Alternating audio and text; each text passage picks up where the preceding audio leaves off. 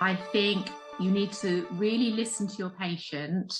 If they say they are completely different to before they got ill, and they need to be listened to, and what they're going through needs to be listened through, and it shouldn't be passed on as something like it's a hormonal problem, it's a anxiety problem, it's a stress problem, it needs exercise, you need to lose weight.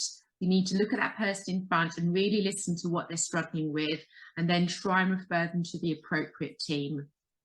There's things that are being done, but not enough being done, especially in the world of like sort of the cognitive neurological issues.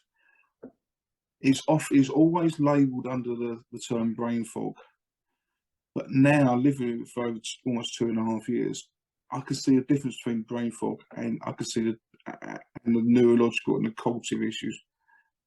Please do rule out significant conditions that can occur in COVID. And remember that it's a diagnosis of exclusion. You've got to do those tests and rule things out that are significant, like the blood clot that I probably had. None of us realised when this started it would take so long, and we'd still be here now 2.5, 3 years plus later. So I just implore you to stick with us, keep working with us. We want to get better. We want to find a solution for this.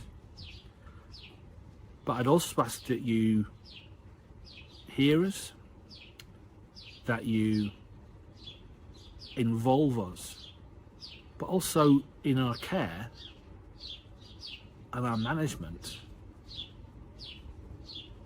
Be brave to think outside the box and try things that may not necessarily fit onto an NHS tick list.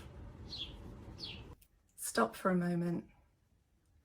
Think about your life now and the things you do in a typical day. You get up, might have a shower, get dressed, take children to school, go to work, write emails, Teams meetings. You might pop to a shop, cook a meal, go out for a drink with friends. And now imagine suddenly having to cut right down on everything you do, needing numerous reminders everywhere, having to really concentrate to find the right words and to understand everything that's going on around you, having to carefully pace every breath and every step, and having to rest in between every activity, all whilst also experiencing tachycardia, crippling joint pain, dizziness, headaches, and more.